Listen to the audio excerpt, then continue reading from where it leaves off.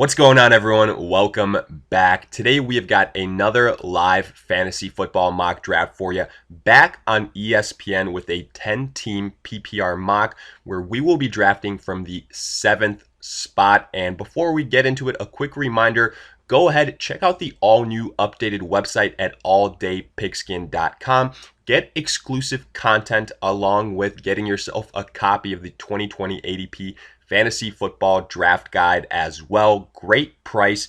Gives you everything you could possibly want. Top 150 overall player rankings, standard and PPR formats, along with individual player projections, tiers, bios, do not draft, and must target lists, along with general fantasy advice as well. All the details in the description. Check it out now. But with that being said, let's get into this draft because we are underway, and we can go ahead and start to look at some of these lists, some of these rankings, maybe a little bit updated. As you can see, the top 5 players here per ESPN's big board. We've got Christian McCaffrey, Michael Thomas, Saquon Barkley, Ezekiel Elliott, and then Alvin Kamara. I have noticed as of late that a guy like Alvin Kamara has started to move up maybe by 1 or 2 spots, which in the grand scheme of things might not seem like a lot. But for a guy that we were saying was of tremendous value, if he fell out even of the top 4 picks, it could be a big deal because it could change the way that you go about drafting in the first round and potentially targeting a specific pick if you have that ability in your leagues, because it seems like Alvin Kamara's ADP is kind of normalizing to what it was the last couple of years. And again, it might have sounded crazy, but we were saying that Alvin Kamara could be a steal if he only dropped 1 or 2 picks around the 5th or 6th, maybe 7th overall spot. We'll see what happens. I do believe we have had some auto picks to kick this thing off, so that's why you saw maybe some chalk picks like Christian McCaffrey and Michael Thomas at number 2. But afterwards, Saquon Barkley, Zeke. A little bit surprised to see Dalvin Cook here at number 5, considering his contract concerns. But nonetheless, a lot of people still believe that he will suit up, and if he does, he is an absolute top 5 pick in our eyes. So maybe a little bit speculation there, but absolute belief in Dalvin Cook. Then right afterwards, you see Alvin Kamara. Would have wondered to see how that would have turned out if the first 2 picks weren't on auto draft. That would have been something interesting to see, but we'll do plenty of mock drafts in the future to go ahead and examine that. For now, let's go ahead and make our selection, and I'm actually just going to go with the next best player available. I want to go ahead and possibly take 2 wide receivers right from the get-go. We're going to go with Davante Adams first. We'll see who's available to us afterwards. As you can see, ESPN does have DeAndre Hopkins as the next best overall wide receiver. We actually have Julio Jones ranked higher, so we'll see what's available to us. Some other wide receivers so we can get a bigger list of guys here. You've got Chris Godwin, Mike Evans. I can appreciate that Chris Godwin and Mike Evans are ranked right next to each other. I believe more and more platforms should do this. So that's something to point out. Now, we saw a little bit of a run on wide receivers after our selection of Davante Adams. You see Tyreek Hill, then you see Julio Jones. Tough. I would have loved to have Julio Jones and Davante Adams. We'll see if we can even land DeAndre Hopkins because, I mentioned I want to go ahead and potentially go 2 wide receivers, but at the end of the day, we don't want to reach because if DeAndre Hopkins goes off the board here, let's go with our options at running back. You've got Joe Mixon, you've got Josh Jacobs, both very good value, but like I said, let's do things a little bit differently here. We're not going to go 0 running back strategy. We're just going to see how this plays out if we go wide receiver with our first 2 picks. So we're going to go with DeAndre Hopkins here. Now, I will say I don't think that DeAndre Hopkins should be ranked as high as ESPN does have him, which I believe was 8th overall. But at the same time, I don't think he should be going as low as you have seen in some other mocks, towards the middle of the second round. I think he's still an excellent wide receiver. He will be the number one target for Kyler Murray and the Arizona Cardinals on a much improved offense, like we all believe. And a lot of people think that Kyler Murray will break out this season. DeAndre Hopkins, I don't think will have that much of a dip in production compared to his days in Houston. So I'm still a Hopkins believer. Let's quickly look at the picks that went before that. We had Chris Godwin get selected above DeAndre Hopkins. To some degree, it makes sense. He was a number 2 fantasy wide receiver last year, but I would still prefer DeAndre Hopkins. I believe he's going to get more targets. Aaron Jones, Kenyon Drake, Derrick Henry before that. I really don't like seeing Aaron Jones go that high. I've got no problem with Kenyon Drake and Derrick Henry at the turn at the end of the first and start of the second. I'd even go as far as to say that Derrick Henry, somewhat good value there considering he's usually a top 7 pick. But now let's look at the picks after our selection of DeAndre Hopkins. We have Austin Eckler. Makes a lot of sense, PPR formats. Then you see Miles Sanders, Nick Chubb towards the end of the second round. Sure, this is a 10-team league, but I do believe this is more so where his ADP should be. Kareem Hunt will take away a lot of opportunities, especially this being a PPR format. Do keep that in mind. Then we see Joe Mixon. Great value on Joe Mixon, I would say, towards the end of the second round. Mike Evans afterwards as well. Again, very good value as well. Travis Kelce, another guy that, look, if you pair him up with Christian McCaffrey, Travis Kelce, and then, again, I don't really endorse this, but going either Patrick Mahomes or Lamar Jackson, you've arguably got the number 1 players at 3 positions right from the get-go, at tight end, at quarterback, and at running back. But let's go back to our all-purpose big board, and I'll tell you right now, Josh Jacobs with the second pick in the third round is the biggest steal of this entire draft. We have seen Josh Jacobs in mocks that we have done before this be a first rounder. Now, sure, it might have been in a 12-team league, but that's not that big of a difference. Okay, that'll translate to the second pick in the second round. So incredible value on Josh Jacobs there. I was wondering when he would be selected because I could kind of see a drop in his value a little bit in terms of how this draft was playing out. But there you go, great value for him. Then Lamar Jackson, again, we mentioned it. With these top 2 quarterbacks, Lamar Jackson and Patrick Mahomes, you're going to have to pay up for them. The question is, do you want to pull that trigger? Now, let's go ahead and get back to our big board. And we've gotten wide receiver right from the get-go in the first and second rounds. So let's look at our running back options here. A guy that I don't mind is Todd Gurley at the end of the third round, which is what we're looking at. Let's quickly look if there's any wide receivers that are incredible value that we might be sleeping on, but I'd rather go running back here, all things considered, how we started. I am not a Clyde Edwards-Helaire believer. I've been on record saying that. In fact, I'm not really a believer in any rookie running back. So Todd Gurley here with the situation on the Atlanta offense, I think he's probably one of our best bets at this point in time. It was either him or Chris Carson.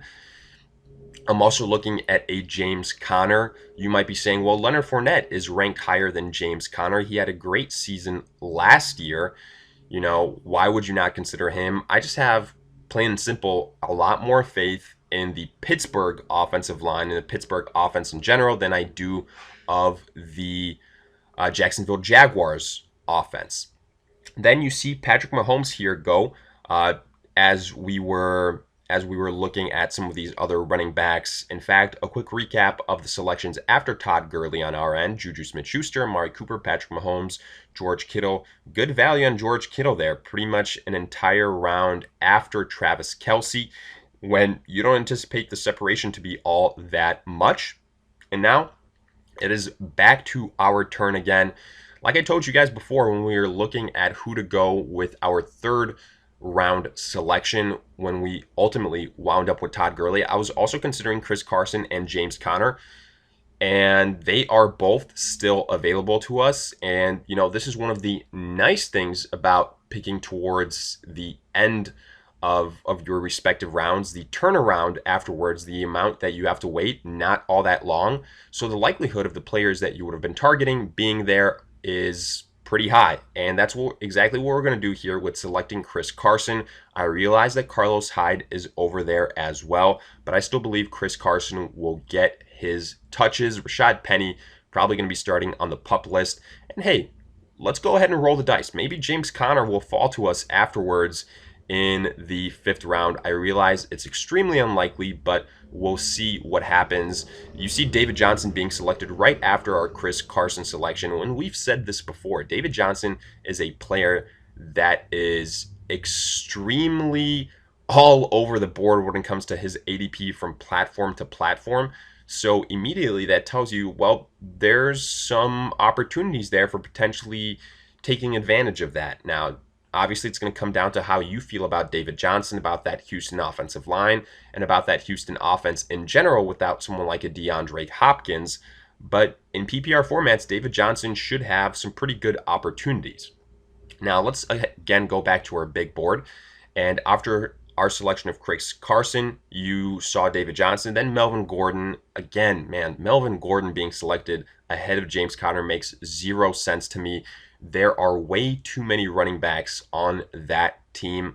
I think Melvin Gordon is going to have a pretty disappointing season. Then you see some pretty good value picks here, in my opinion, with Cooper Kupp and Calvin Ridley. I am a big Calvin Ridley believer, but we wanted to prioritize running back after arguably getting 2 top 5 wide receivers to begin with. So getting someone like a Calvin Ridley wasn't exactly, at the top of my to-do list. And I realized that the likelihood of potentially landing him would cost me a guy like a Todd Gurley or a Chris Carson, which I did not believe was worth it. But that's sometimes what you have to do here when you are towards the end, one of the extremes, basically. You're going to have to reach on a player. And it's unfortunate, but at the end of the day, if you're going to have to wait another 20 picks in between your next selection, the chances of you winding up with that player are pretty much slim to none. And after that Calvin Ridley pick, we also see Courtland Sutton, Robert Woods. Good value pick on Robert Woods. Cooper Kupp and Robert Woods here going closer to each other. In fact, Cooper Kupp, depending on, again, the platform you're drafting on, you could argue is going pretty late here. Could be a good value pick, but a lot of people are kind of low on Cooper Kupp, saying that he could be a big-time regression candidate, someone that could potentially be on your do not draft list.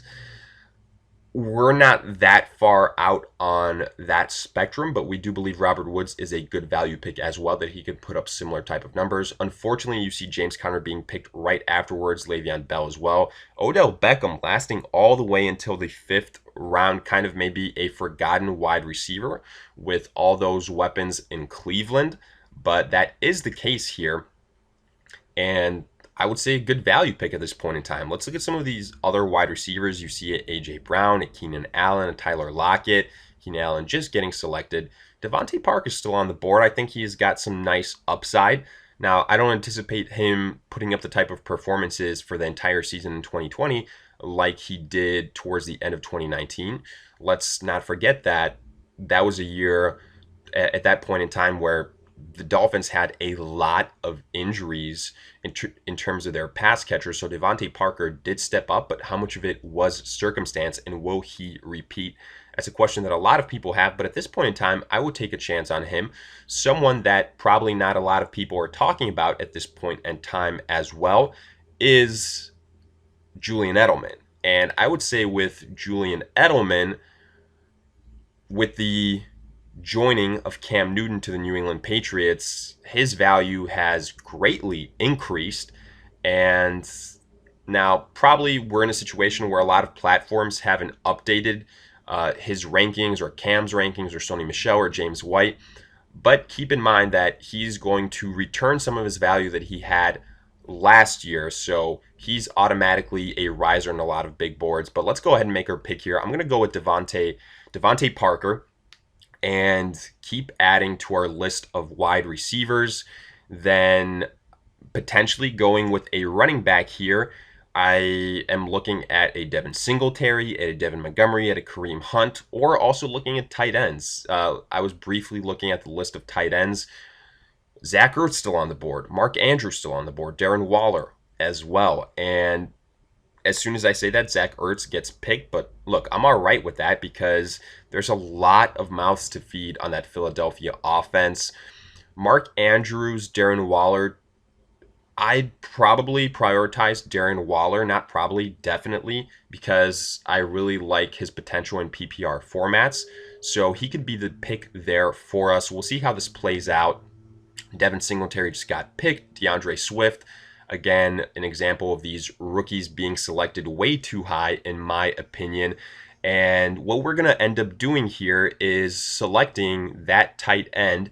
Now, I know that running back is also a possibility, and maybe considering that our two running backs right now are Gurley and Chris Carson, the better move is to go with David Montgomery and Kareem Hunt. But I want to go ahead and take my chances on one of those guys maybe falling to us. I'm going to go with Darren Waller here.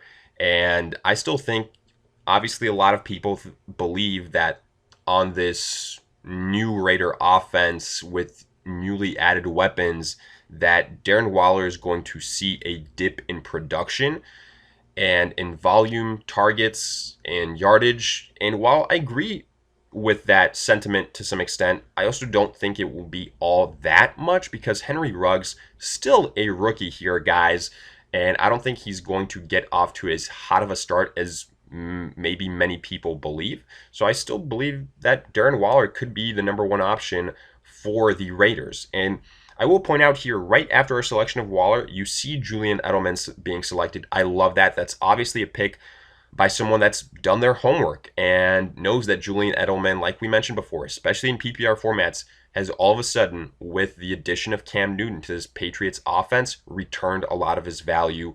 We fully believe that as long as he's healthy, Cam Newton will be the week one starter ahead of Jarrett Stidham. So a lot of these offensive weapons now gaining some momentum, the arrow all of a sudden pointing upwards for them.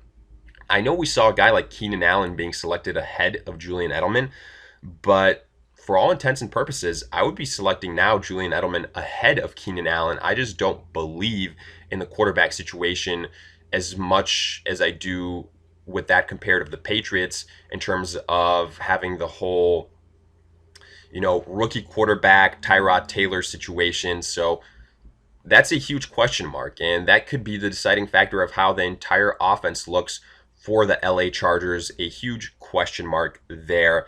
And after that Julian Edelman selection, we see Mark Andrews. So we knew that our run on tight ends was kind of going to begin, like we noted. That's why we selected Darren Waller. Then you see Jonathan Taylor again. Look, I get the hype on Jonathan Taylor. He was my top ranked running back coming out of college this year in the NFL draft. But when you pair him up with Marlon Mack, that defeats so much of his potential.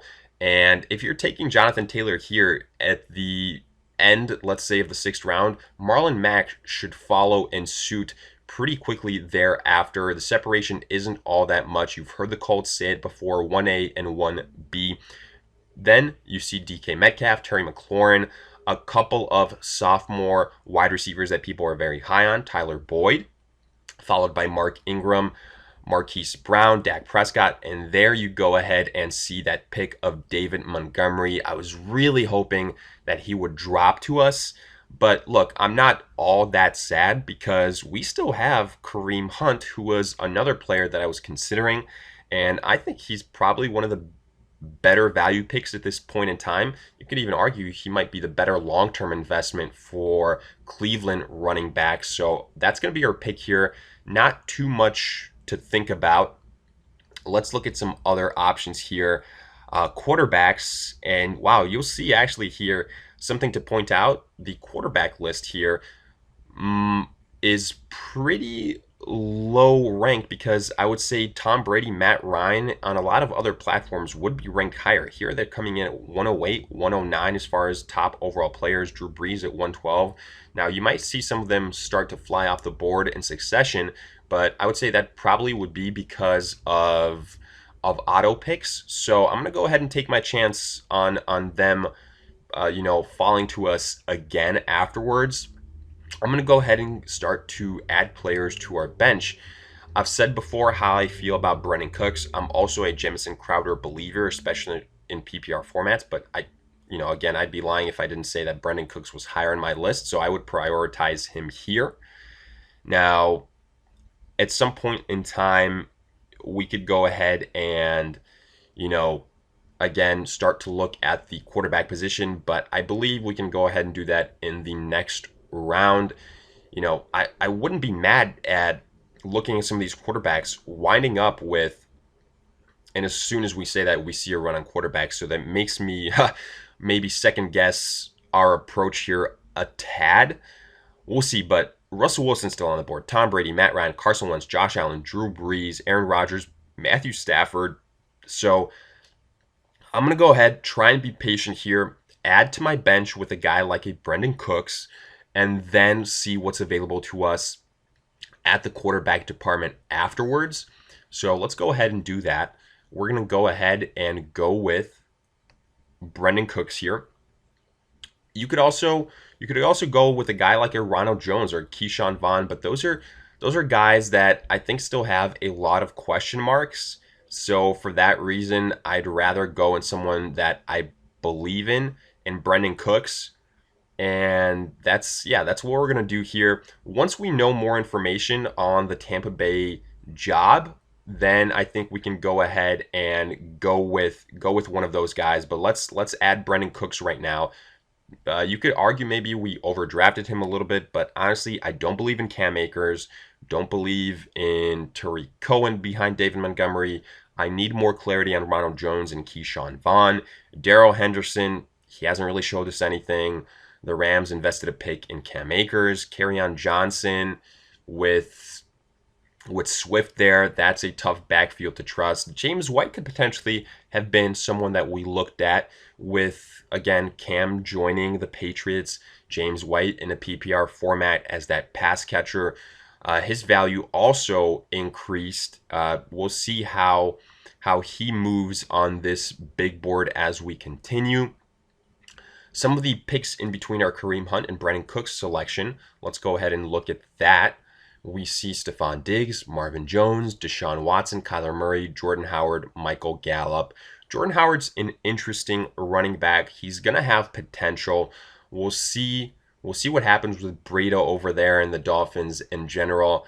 I did have some excitement with Jordan Howard prior to the Matt Breida trade, but then of course, once he's added, it tempers expectations for Howard, and it's a bit unfortunate because these last couple of years, Jordan Howard hasn't really had a fair go of it, a fair chance, but he's still a very talented running back, so he could present some value, more so definitely in standard formats, obviously to point out, which a big reason why he's fallen to this point in time in this PPR mock draft.